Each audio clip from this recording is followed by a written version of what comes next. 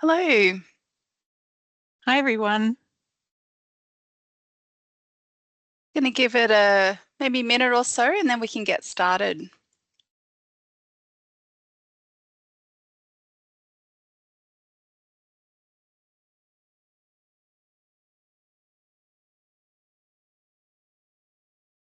Wendy, I'm just confirming that you can still see the slide.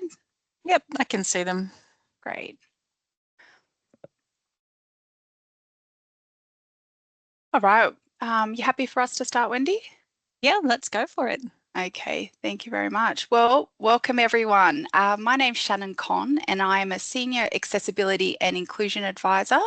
Also joining me is Wendy Barker, who is an Assistive Technology Advisor. And today we'll be presenting on partnering to create inclusive and accessible learning environments for students. We'll have time at the end for some questions, so you can add these to the Q&A and we'll answer them at the end. So today what we'll be covering is building your understanding of accessibility and inclusion, including some information on the Australian Universities Accord report, who we support, requirements under the Disability Discrimination Act, types of reasonable adjustments, study access plan or SAP roles and responsibilities, and then I'll be passing over to Wendy, who will be doing an assistive technology overview, including the support that is provided, textbook confirmation, Brightspace, what you can do to support inclusive learning for all students, universal design for learning, and some quick wins at the end. So we really hope that this information supports our collaboration in fostering an inclusive and accessible learning environment for students, particularly students with disabilities. The Australian Universities Accord recently completed a comprehensive long-term review of Australia's higher education system. Its primary aim is to improve the quality, accessibility, affordability, and long-term sustainability of higher education, ensuring the system is fit to meet Australia's future workforce and skills needs. The Accord sets out several ambitious national targets. And as you can see on the screen here, these include increasing the proportion of the Australian workforce with a tertiary qualification to at least 80% and raising participation among 25 to 34-year-olds to 55%. Improving access and success for underrepresented groups such as First Nations people, people with disability, people from regional, rural and remote areas, and people from low socioeconomic status backgrounds. And lastly, expanding access by more than doubling the number of Commonwealth supported university students from 860,000 in 2022 to 1.8 million by 2050. So why is this information important? This means that more students with a disability will be accessing higher education, and this means moving beyond a reactive case-by-case model of support toward a more proactive institution-wide approach to inclusion. So to support delivery of these objectives, universities receive disability support funding from the Commonwealth Government. This funding has recently been quadrupled, reflecting consistent advice from disability advocates and the higher education sector that universities require additional resources to expand programs and services that enable students with disabilities to access, participate in, and succeed in higher education. This increased funding means we are expected to make more students with a disability ready and able to succeed at university by strengthening our systems of support, embedding inclusive design into teaching and learning, and ensuring reasonable adjustments are delivered effectively and consistently. As you can already see, over the years since 2021, there has been a steady increase of student registrations accessing the Accessibility and Inclusion Support Team. We currently have approximately 2,000 students registered with us, and these students are assigned to individual accessibility and inclusion advisors, who I'm just going to call AIAs because it's a bit of a mouthful. And we have 4 full-time AIAs, 2.8 AIAs, and 1 senior accessibility and inclusion advisor, which is myself, and I manage the AIAs, but I also have a caseload. Students are assigned to AIAs by course, so they have specific course knowledge, and the student usually works with the same AIA for the length of their course. Just let you take that graph in for a minute.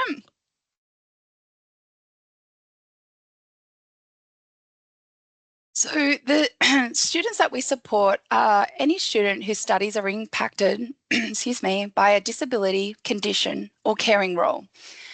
Our most common conditions are mental health and medical conditions, closely followed by neurodivergence conditions with a very strong increase in ADHD. We also support students with a physical condition, neurological, sensory, which includes vision and hearing, intellectual or specific learning disorders, temporary conditions such as broken bones, even pregnancy, and as I mentioned, carers.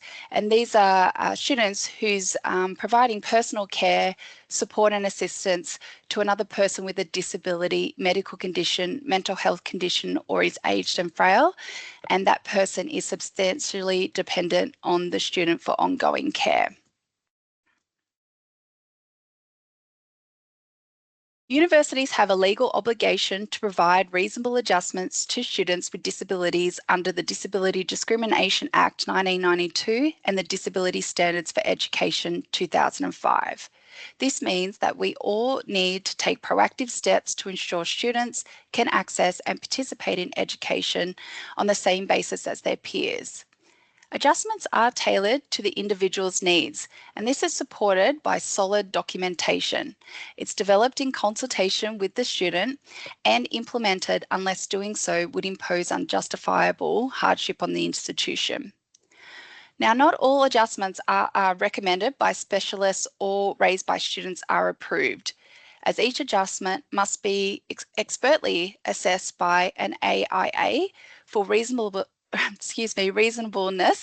and balance with condition impacts, the inherent requirements of the course, academic integrity, safety, and the rights of others, while still ensuring the student is provided with equitable access wherever possible.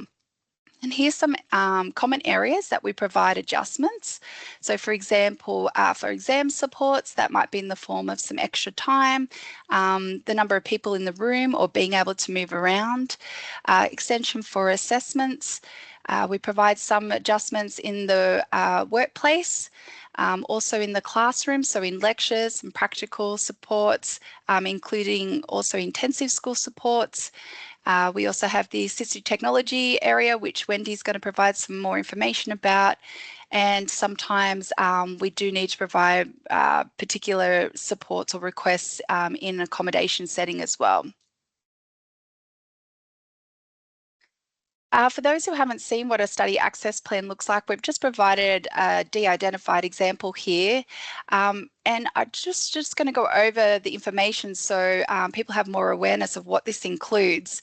So we have a start and end date, and this is because study access plans only go for a maximum of 18 months, and they also can vary in length depending on the student's condition and impacts.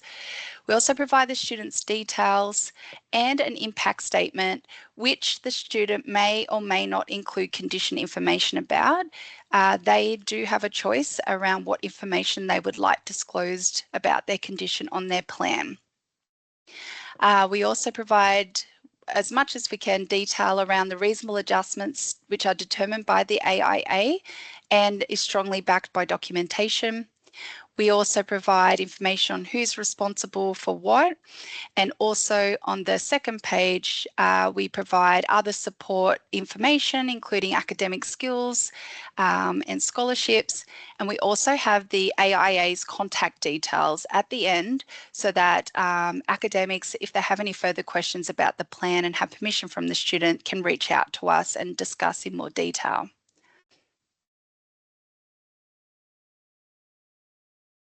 So effective adjustments rely on a shared partnership with clearly defined roles and responsibilities among the AIA, academic staff, and the student.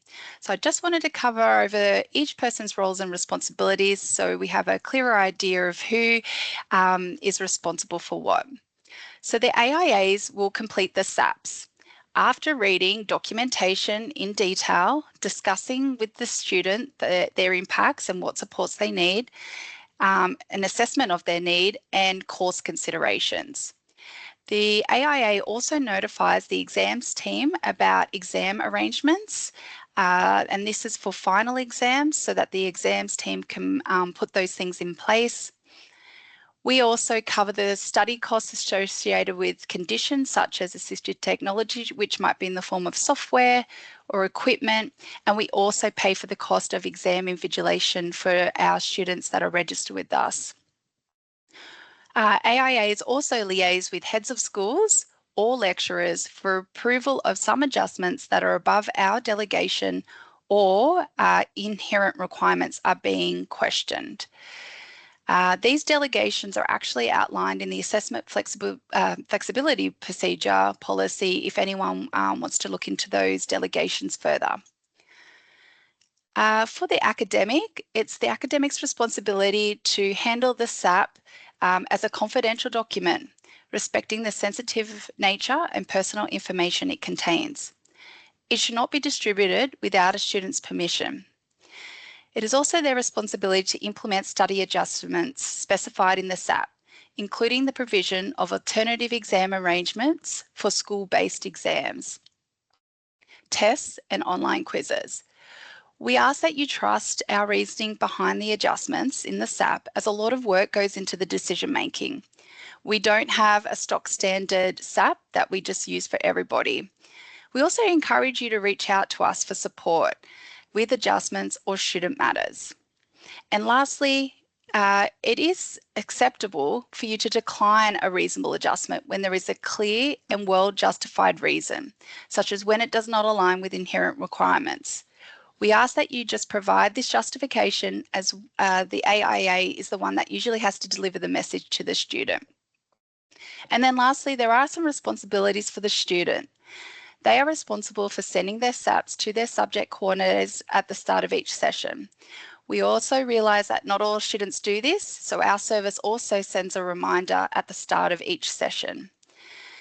It is their responsibility to contact the AIA if they need additional support, need changes to their SAP, or when their plan expires.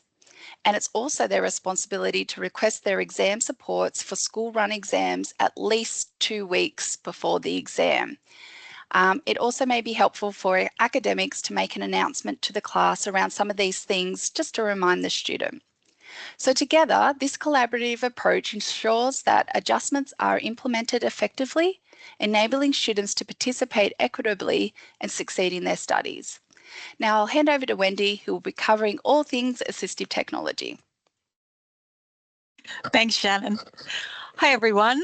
So just to give you a bit of a context about who we are and how we work. So students don't directly come to the assistive technology service first.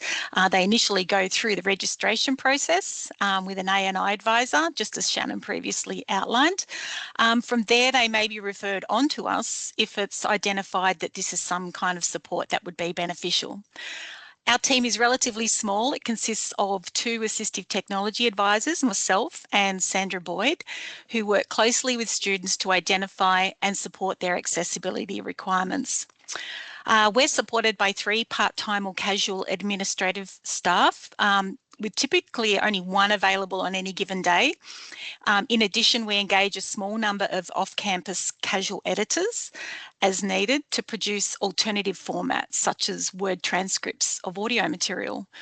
One of the key things we do is provide access to equipment and software.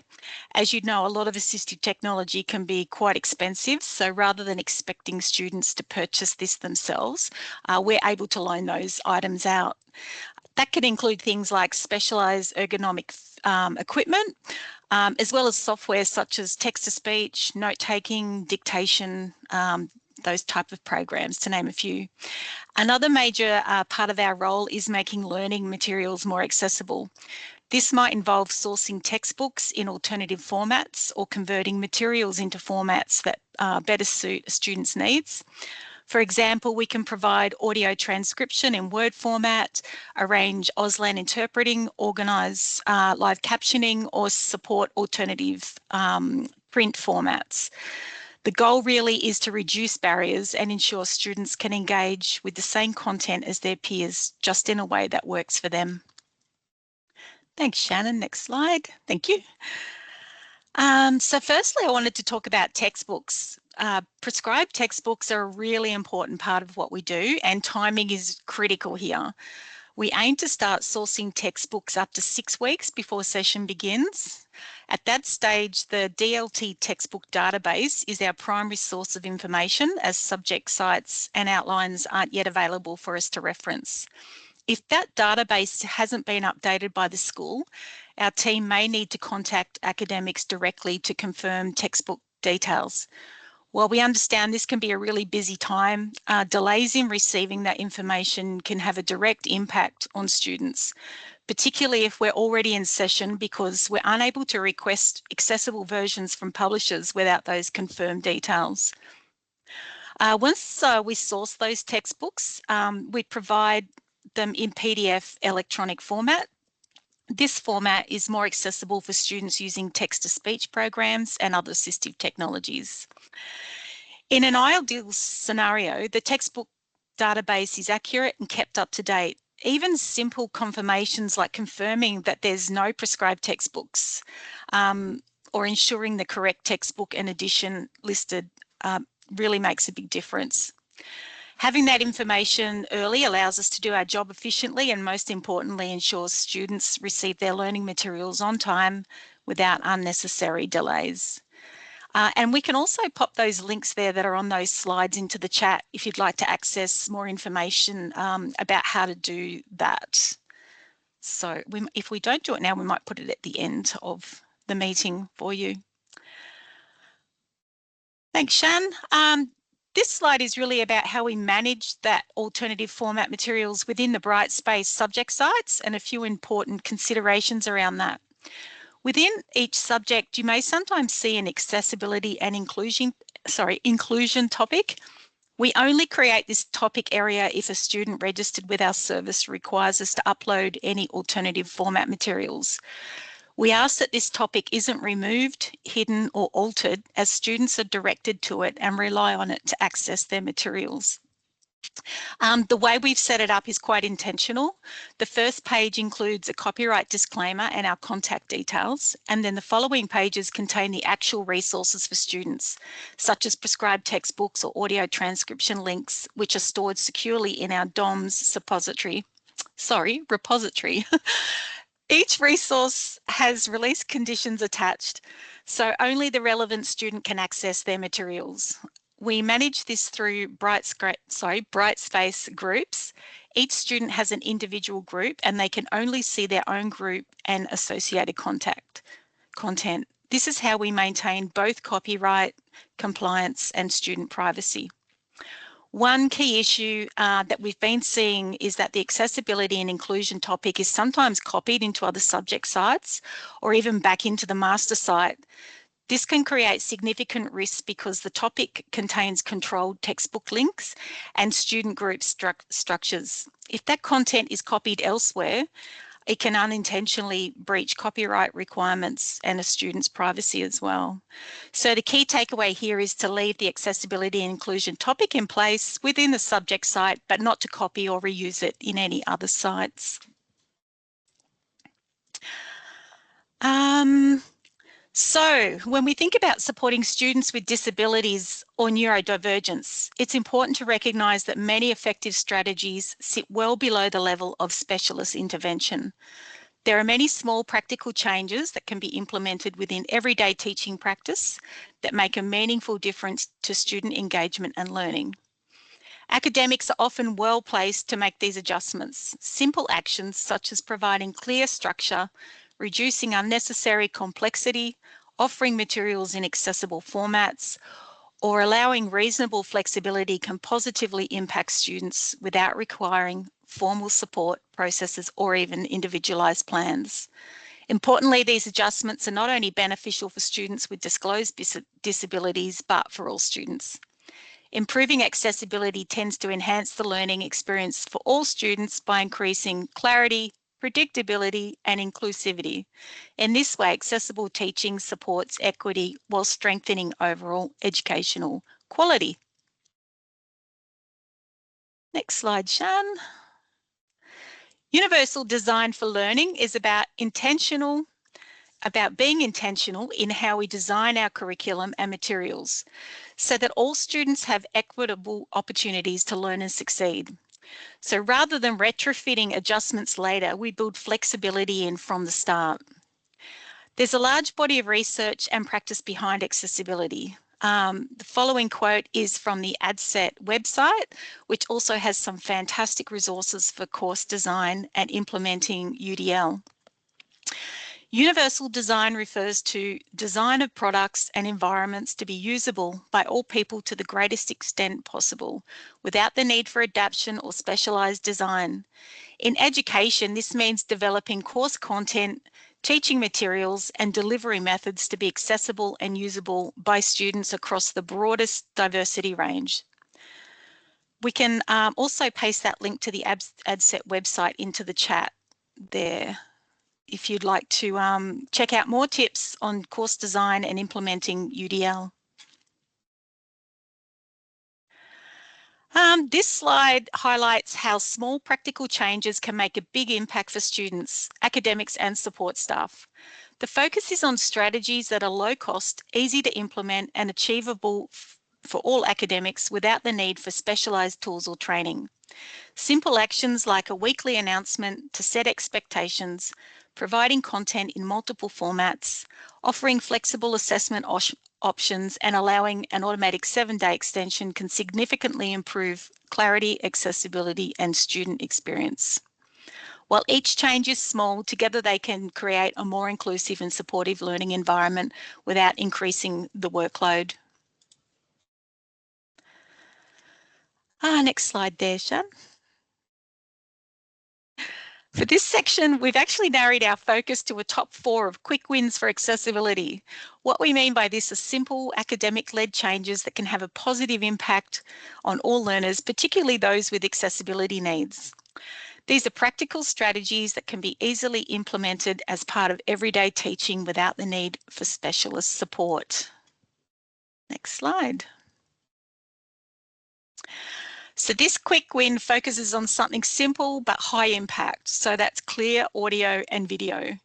We often see issues in recordings that affect transcript accuracy, like muffled audio from lapel mics under clothing, unclear sound without using a headset, reliance on laptop microphones, or even noisy recording in noisy environments. When audio isn't clear, our editors, when creating audio transcripts, have to mark sections as inaudible.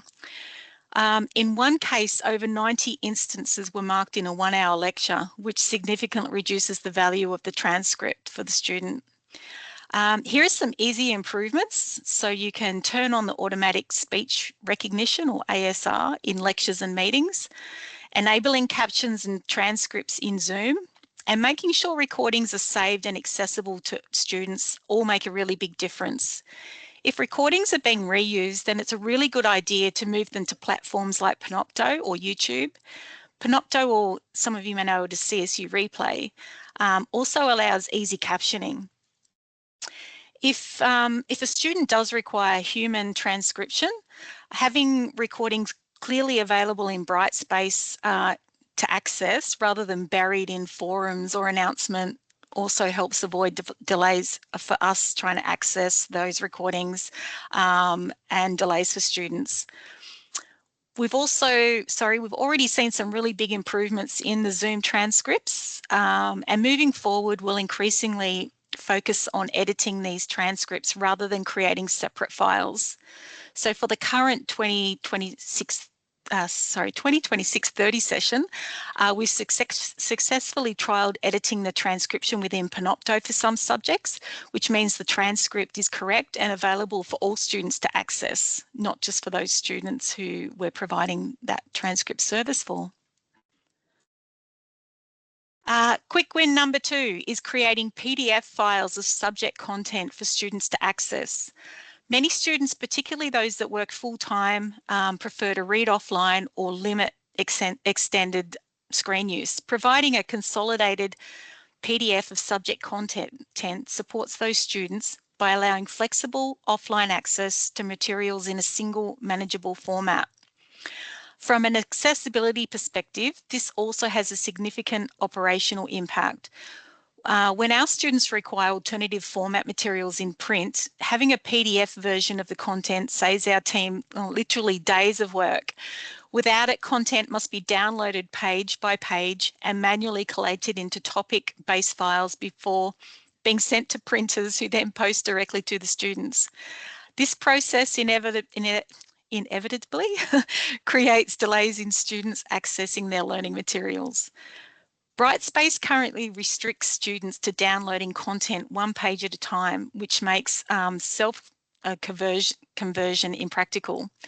A ready PDF version removes this barrier, supports students who experience screen fatigue, enables offline study, and reduces delays for those requiring alternative formats. This is a simple, low-effort change that improves accessibility for individual students while also streamlining support processes across the institution. So going to quick win number 3.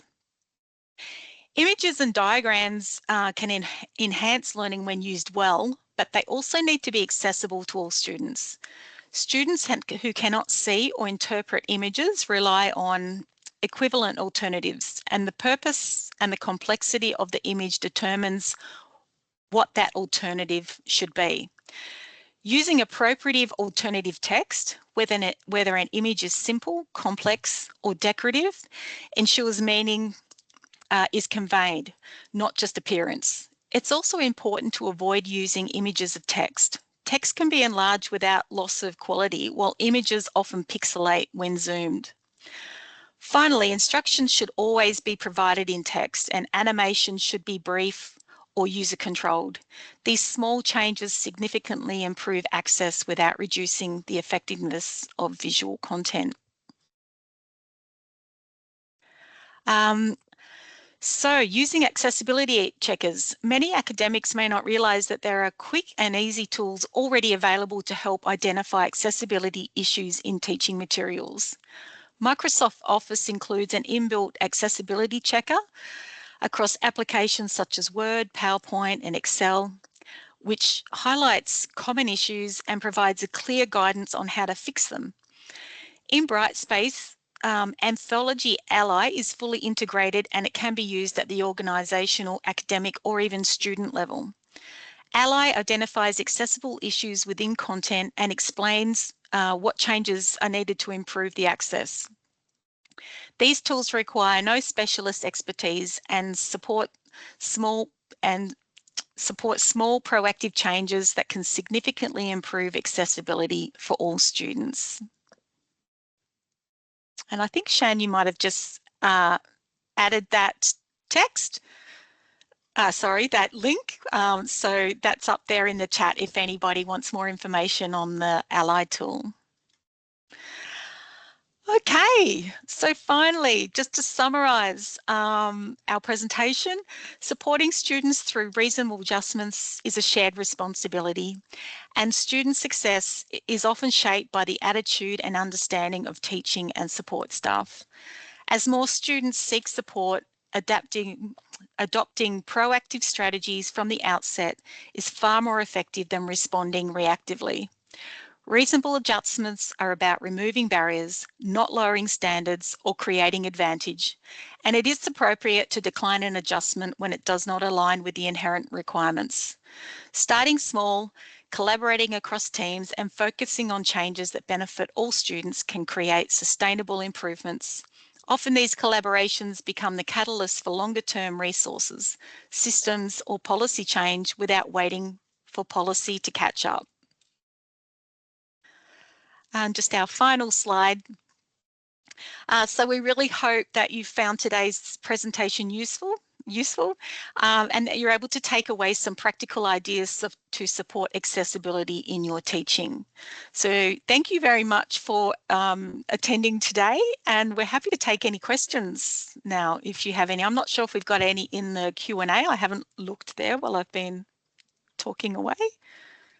Wendy, there's just one question from Kristen, just regarding, I think it was when you're back with the tile in the Brightspace, and she's asked if the subject conveners can see the group's folders content. Yes, you can. So I'm not sure if you've already seen it in one of your subjects, but that is accessible to anybody that is on that site. You can see that content, which is probably another reason why it's important not to change or alter anything, because you do have access to do those things as well. So yeah, we just ask that you just leave it there, just purely in that session's subject, but not copy it over to any other sites as well. Does that answer that question? Just looking in the comments. Oh, I think Kristen's left. Okay. I've got a few questions from Jen in the Q&A.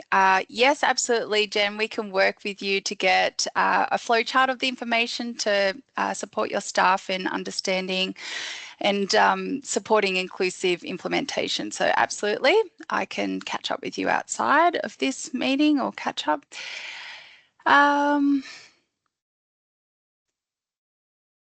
Can I come off mute at the end for a discussion around inherent course requirements? Yes, absolutely. Did you want to do that, Jen, when everyone's left, or you wanted to do that now?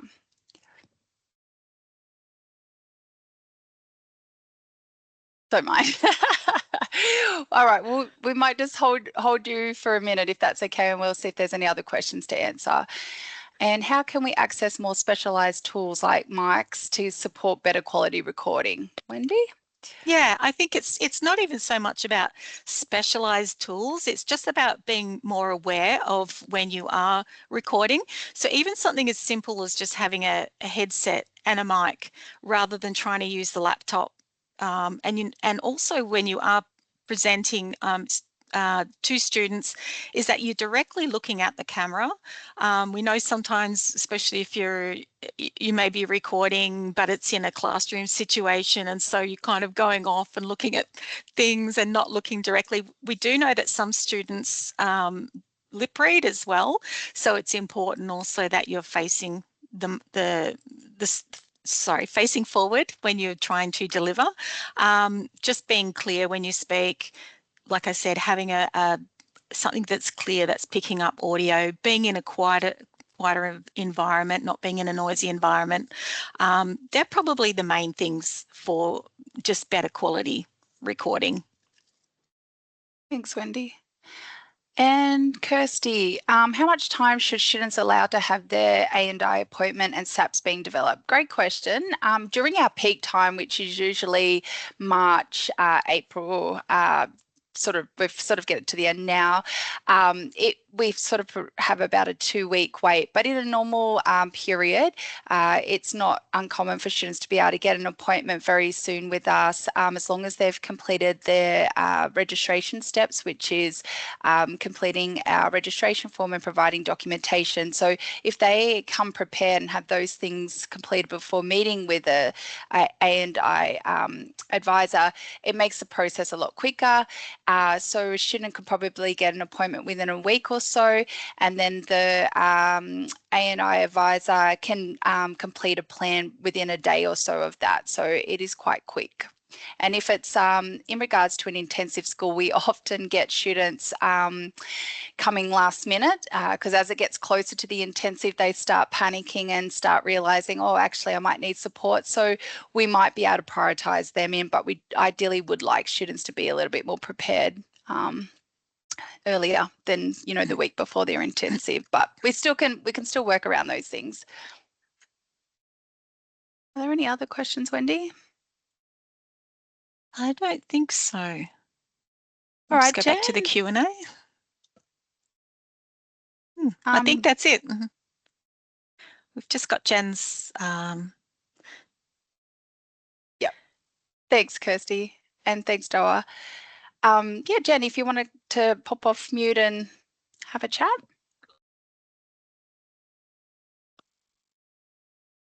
Oh, maybe can they talk? Maybe they can't. This meeting wasn't set up by someone else. Let me just have a look. I'll just see. Oh, I'm sorry about that, Jen. We didn't set up the meeting. No, I think Lachlan set it up, but there's probably let me just check. Okay. I don't know how to turn it off.